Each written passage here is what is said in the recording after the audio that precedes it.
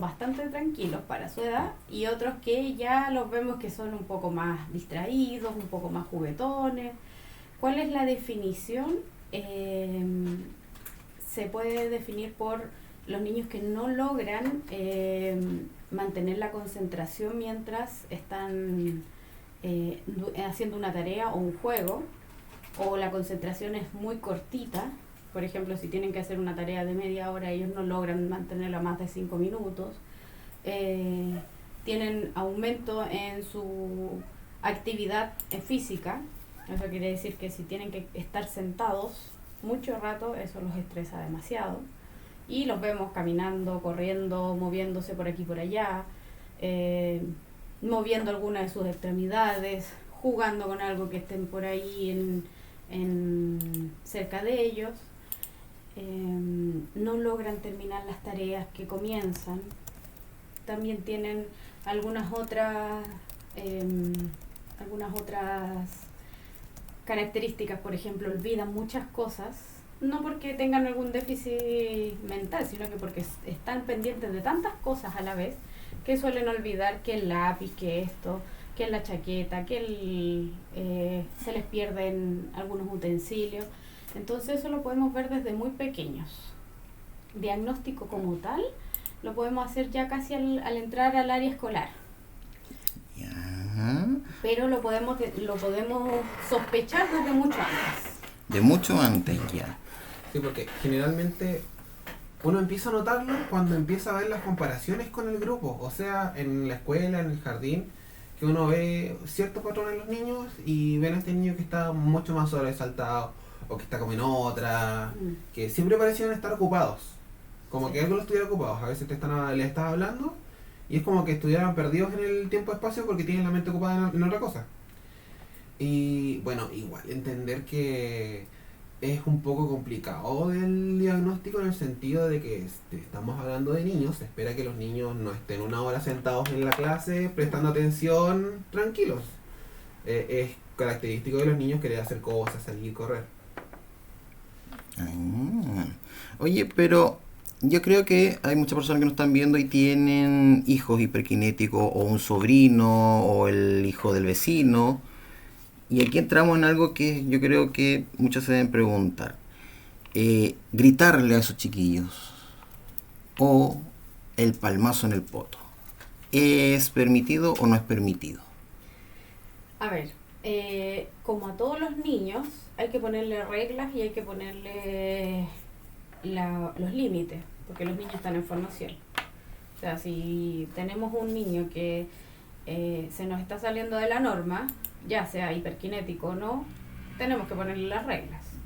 El cómo es un poco discutible, depende de la crianza de cada uno. Pero hay que tenerle un poco de paciencia, en eso estamos claros. Entonces, por eso es que es tan importante quizás el diagnóstico y la comprensión del niño, porque sabemos que ese niño no va a ser igual al resto. O sea, va a tener que tener un trato un poco especial. No lo podemos tener, como bien decía Roberto, sentado 1 hora en clases y quizá el resto sí. Entonces tenemos que darle otro tipo de tareas, tenemos que tener otro tipo de evaluaciones, tenemos que hacer que el niño aprenda de distintas formas, porque ellos tienen otro método de aprendizaje. No va a aprender lo mismo si lo tenemos 1 hora sentado leyendo un libro, que por ejemplo si lo ponemos a hacer cosas manuales. Entonces eso es lo importante, de poder diferenciar a estos niños y pedir una ayuda o pedir una asesoría, mejor dicho, para el tema de la crianza de estos niños. ¿Pero puede ayudar a un psicólogo en ese aspecto? Sí, hay psicólogos que se dedican particularmente a este tipo de casos, tienen tips súper buenos. Y bueno, es un poco comprender que cada persona es distinta y saber entender la mirada que tiene este chico en este caso para aprender, para relacionarse, y allí empezar un poquito a trabajar. Por ejemplo, volviendo un poquito a la pregunta de los golpes, es complicado porque ¿qué queremos decir nosotros como padres cuando golpeamos a un niño? Que nos quedamos sin palabras, y que si nos quedamos sin palabras la violencia es válida. Y ahí es cuando empieza a crecer un ciclo. Así que ojo con eso. Y bueno, así como decía que hay que ver a los chicos desde su individualidad, he visto cosas súper divertidas para los chicos. A los chicos con hiperkinéticos sirve mucho el cansarlos, el tenerlos activos, ponerlos a correr un poco. Me parece que tenían unas mesas, las típicas mesas de escuela, y abajo tenían esos pedales como de bicicleta. Así que el chico estaba pedaleando mientras hacía las tareas y funcionaba súper bien. Exacto.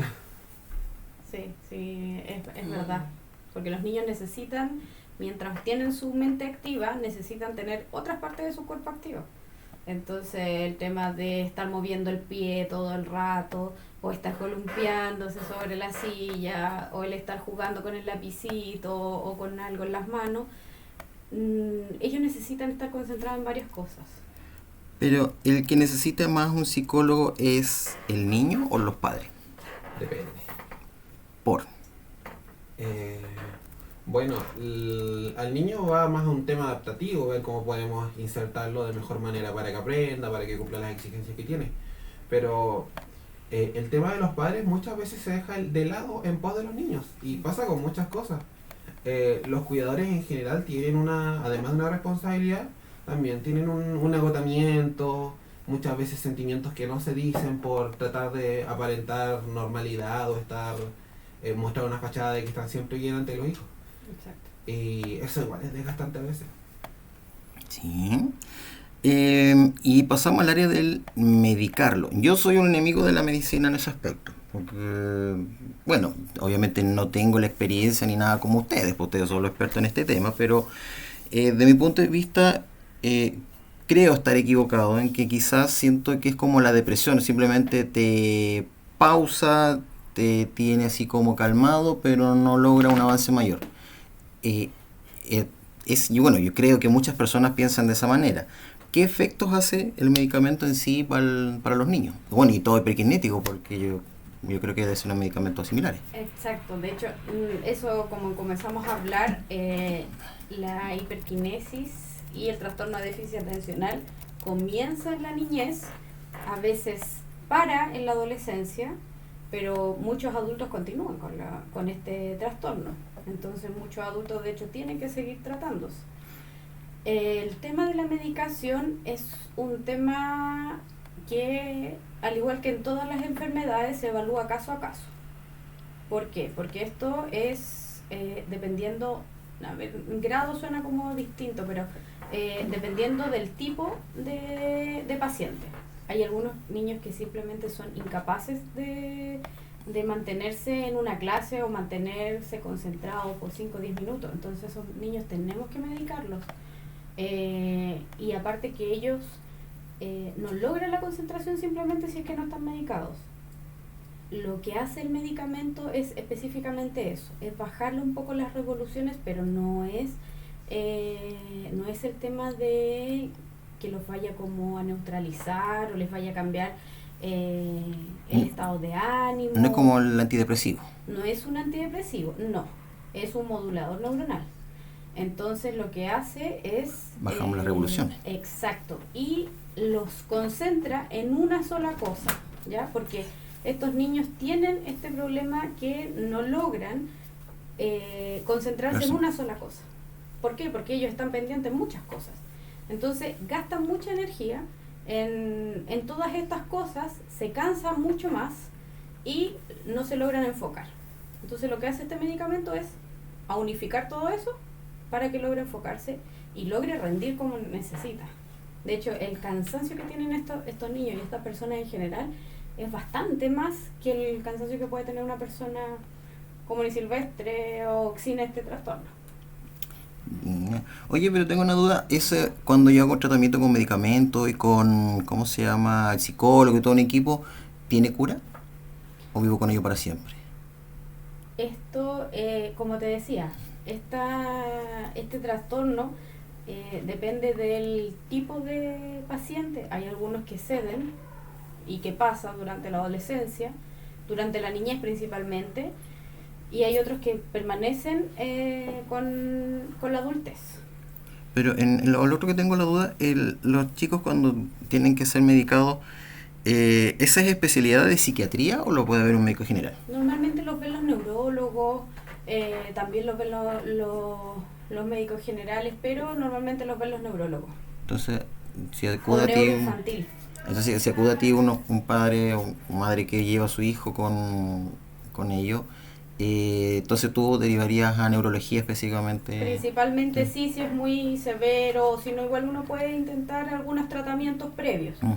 Pero cuando ya vemos algunos rasgos, uno prefiere derivarlos porque eso es de resorte especialista. Perfecto, pero entonces ahí es neurología, psicología. Exacto. ¿Alguien más entra en este grupo de profesionales o no? Depende porque a veces el diagnóstico no es tan claro. Entonces hay que hacer algunos estudios, de repente se confunden con otras patologías, como te digo. Entonces a veces también tenemos que ver el tema del sexo. ¿Por qué? Porque en los niños se ve mucho más que los niños son más violentos. Son mucho más agresivos. Entonces a veces no los traen por hiperactividad, sino que los traen por agresividad. En cambio, en las niñas vemos otros rasgos, que son más conversadoras, que son más risueñas, Distraída. que son más distraídas, que se pierden más las cosas. No se nota tanto el tema, pero es por una cosa más que nada hormonal, por decirlo de alguna forma. Y es porque los sexos son distintos y se desarrollan de distintas formas el mismo síndrome. Otros profesionales que intervienen en esto es, por ejemplo, el nutricionista. El consumo de ciertos elementos igual gatilla lo que es la hiperactividad. Sí. Por ejemplo, los azúcares procesados o ciertos carbohidratos también que son de disolución rápida, se transforman en azúcar en la sangre, lo que se traduce como energía en el momento. Por ende, el niño se anda subiendo por las paredes. Así que hay que tener harto ojo con eso. Así de simple. Sí, eso es verdad. ¿Pero kinesiología no entra aquí? ¿No? No. No, es que esa es nuestra invitada de la otra semana. Vamos a hablar del nervio asiático. Sí. Sí, vamos a ver en qué continente queda el nervio asiático del cuerpo humano. Ya la tenemos más que... Pero el nervio ciático, ¿cómo es la palabra? Ciútico. Nervio ciático. Ciático. Ciático. Ya. Ciático. Es que la gente llama y dice, oiga, que quiero un Me médico, dicen- alguien que me ayude por el nervio asiático. Le dicen asiático a algunos. El asiático, cierto. No, ya suficiente tenemos con el coronavirus. Ah, Oye, vamos a ponerle una pausa a eso, un ratito, porque, Eli, te voy a decir 10 palabras, vamos a hacer un ping-pong. Te digo 10 palabras y tú lo primero que se te ocurra. ya. Ya, en una palabra. Abdomen, Apendicitis. absceso, Drenaje. ácido úrico, Gota. ácidos grasos, Colesterol. aminoácidos, Proteínas. aneurisma, Infarto. angiografías, Examen. aorta, Arteria. artritis, Enfermedad reumatológica. ¿No era buena? Inflamación. y la última que es aurícula. Cámara del corazón. Listo. Y para Roberto, que también está entretenido. Esto. Roberto dice: antisocial, Desadaptación. adaptación, ¿En serio? sí, Utilidad. aprendizaje conductual, Estilo. aprendizaje dependiente de estado, Emociones. cerebro, Alma. caja de Skinner, ¿Qué? paso, no, pasapalabra, Pasapalabra. asimilación, Aprendizaje. cerebro, ¿De nuevo? sí, porque te toca a ti. Es que me preguntaste cerebro, dije alma. Ah, ya. Cognición, Entendimiento. complejo de Edipo, Resolución. el Joker. Película. Y la última, condicionamiento. Skinner. Skinner. Ya. Y. Oye, Eli, vamos a tener que hablar de los pros y los contras de una pastilla que se vende mucho. Yo creo que es una de las pastillas más vendidas en el mercado. Paracetamol. No, yo creo que se vende más que el paracetamol. Esto es dentro de la categoría de los pros y los contras del clordiazepóxido. No se vende tanto. Sí. Según las estadísticas que veo en internet, en Chile es uno de los países que más consume el cloro de epoxi. Nos pueden contextualizar a los que no lo hemos escuchado. Bueno, que ahí va a entrar Puede comenzar. ¿qué es el clordiazepóxido? Y que el nombre comercial se llamaría Tensolip, por ejemplo, que hay uno de los tantos nombres comerciales. Bueno, es uno de los compuestos del cloro de o sea, Del claro, el Tensolip. Tensolip tiene uno de los mayores compuestos del cloro de epóxido. ¿Qué es? A ver, es un inhibidor de... A ver, no es inhibidor, pero para que la gente lo entienda, es un inhibidor de la musculatura de los intestinos. Entonces, lo que hace el efecto que logra es como relajar un poco el intestino. Entonces, ¿para qué lo damos o para qué la gente lo toma? Ujú. Por el tema del colon irritable. El pro es que es muy bueno, tiene un buen efecto a nivel intestinal Y a corto plazo. y a corto plazo. También tiene un efecto como ansiolítico, también tiene otro efecto, o sea, de hecho está dentro de la familia de ansiolíticos. Entonces relaja al paciente. El contra, como siempre digo, es la automedicación y la mala medicación. ¿Por qué? Porque todos los medicamentos que podemos estar utilizando que no estén diagnosticados, ya sea porque el paciente no tiene la patología indicada o porque podemos estar encubriendo otra patología que puede ser más grave, nos puede traer algunas consecuencias. Por ejemplo, tenemos, no sé, pues de repente la gente cree que está con un problema al colon irritable y dice, no, que tengo una pataleta al colon, típico que llegan, y me tomé tanto Tensolip o se me ha quitado con eso, y en realidad estamos encubriendo otras enfermedades como, no sé, Cálculo de la vesícula. No, la sintomatología no es tan parecida, pero sí pueden cubrirlo un poco, el cálculo de la vesícula, pueden cubrirnos alguna obstrucción y otras enfermedades. Infección intestinal quizás se puede parecer un poquito.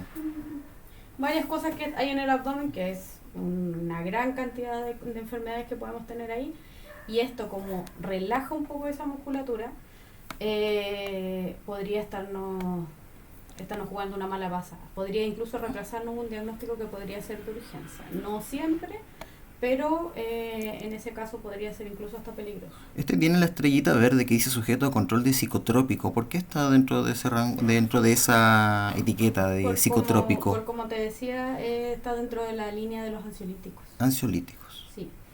Ya, no es para inhibir y quitar el apetito.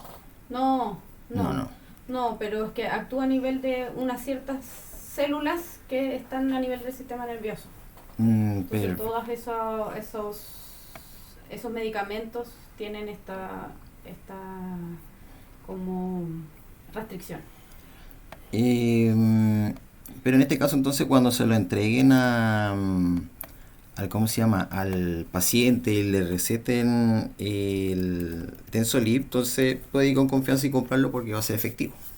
Claro, pero uno lo indica por un tiempo limitado, en unas dosis indicadas, y de hecho uno siempre les dice tome uno cada tantas horas por tantos días, y después solo si es que le duele mucho y si es que tiene otros síntomas vuelva a consultar. Oye, para el Roberto, respecto a los pros y los contras, este es el tema que está, pero justo en noticias, y yo creo que la Eli quizá también puede opinar, que también como su visión como médico, que es los pros y los contras de la educación sexual integral en la enseñanza básica. La educación sexual integral en la enseñanza básica. Ya. Porque los papás ellos dicen, no, pues yo los crío, son míos, y muy chico hablarles de sexualidad. Ya. Primero tenemos que entender que somos seres sexuados. Desde el momento de la concepción guardamos relación con lo que es la sexualidad. Incluso antes de la formación de los órganos sexuales ya es un proceso sexual. ¿Cuáles son los pros de hablar de educación sexual integral en la infancia? Bueno, a diferencia de todo esto mito que ha salido de que les van a enseñar a los niños a tener relaciones sexuales, no, en esa instancia no va por ahí. En una etapa primaria, a lo que se refiere con sexualidad se refiere a conocerte, conocer tu propio cuerpo, cómo funciona biológicamente, cuáles son las partes que son privadas, que nadie más puede tocar, y esto nos ayude a identificar lo que es el abuso a temprana edad. Eso en etapas tempranas.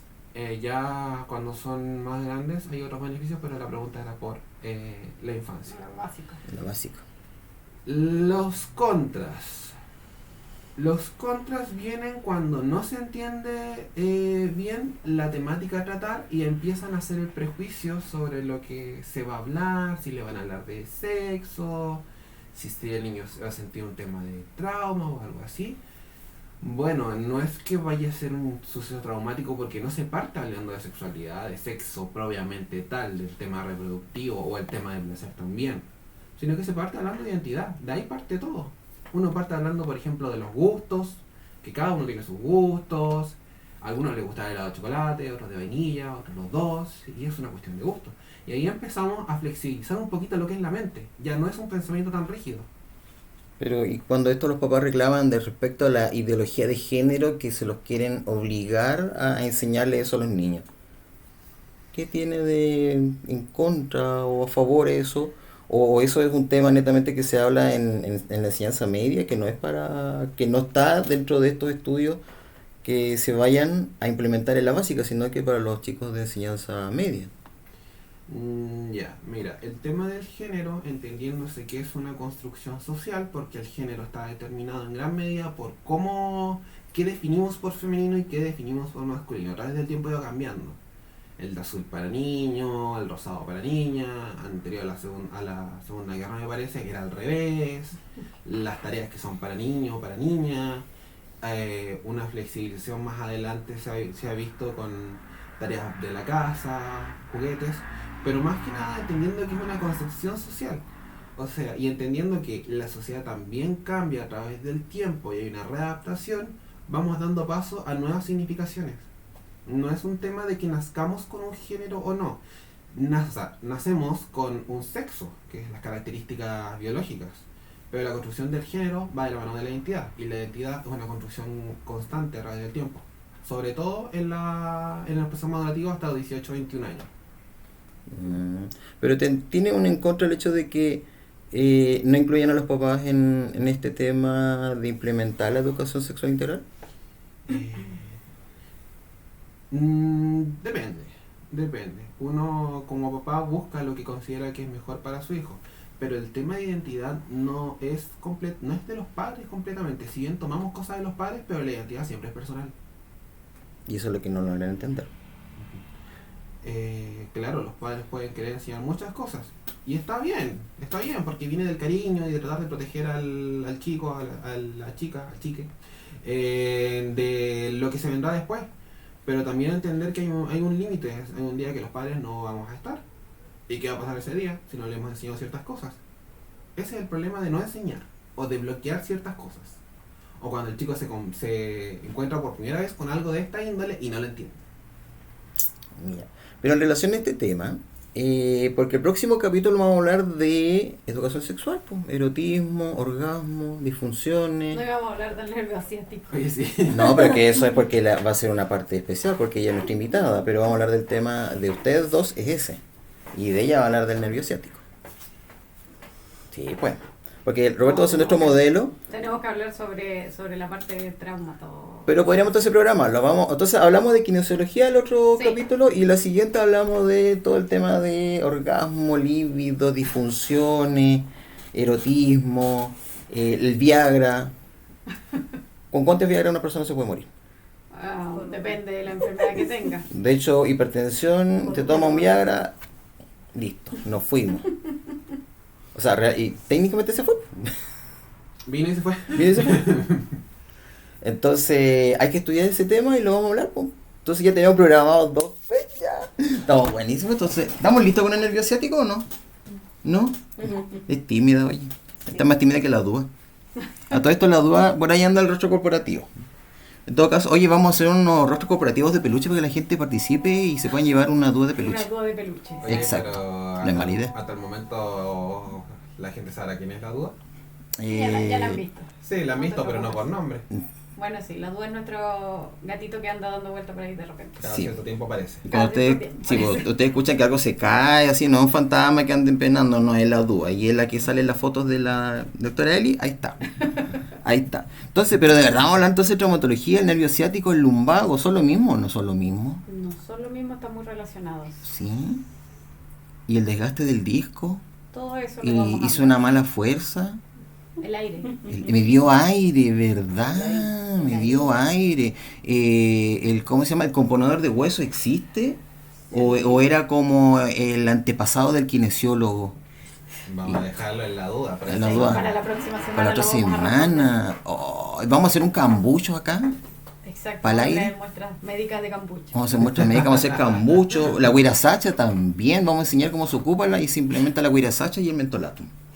¿O no? También. Y esa cuando están con un martillo y pegando la columna, también vamos a hacer eso. Entonces, lo que vamos a hacer es dislocarle la columna y la vamos a armar de nuevo aquí en vivo e indirecto. ¿Cierto? No. Eso lo vamos a hacer acá, vamos a implementar la camilla y todo el tema. ¡Oh! Tarea mortal con la camilla acá en vivo e indirecto, así, una tronadura así, ¡pah! ¡Oh! Me gusta, me gusta. Y lo hacemos así simultáneamente los tres al mismo tiempo. No te distraigas. no. Hablemos de- Ya, pero vamos a hablar entonces del tema de kinesiología, ya está listo para la otra semana. Entonces todo lo que Sí. tiene que ver primero con la espalda, porque es por parte. Pues. Exacto. Vamos a hablar por huesito. ¿Ya? Ya lo tenemos más que Sí, anunciadas. estamos listos, Se estamos puede anunciados. repetir. Sí, pues. Ujú. Sí, nada más que el modelo del Roberto, así que Sí, yo voy a prestar el cuerpo, así que... la cuerpa. Así que ahí tú tenés que mostrar nomás cómo se coloca el cambucho. Eso es lo que hay que mostrar. ¿Ya? Y para cerrar, chiquillos, ustedes pueden entregarle la orientación a estos papás que están todos neuróticos y así como dan unas ganas de explotar por estos niños hiperkinéticos. Sí. De ¿Sí? hecho, para eso estamos. Para eso está. Cuando necesiten ayuda, cuando necesiten asesoría, como les decíamos, hay varias especialidades que ven este tema, pero si necesitan una asesoría pueden acudir a nosotros, pueden hacernos preguntas. Si bien no es resorte directamente de nosotros, pero vamos a estar ahí para orientarlos, por último para decirles dónde tienen que dirigirse o las medidas generales que tienen que tener. Como decía el Roberto, hay varios especialidades que intervienen en este tema.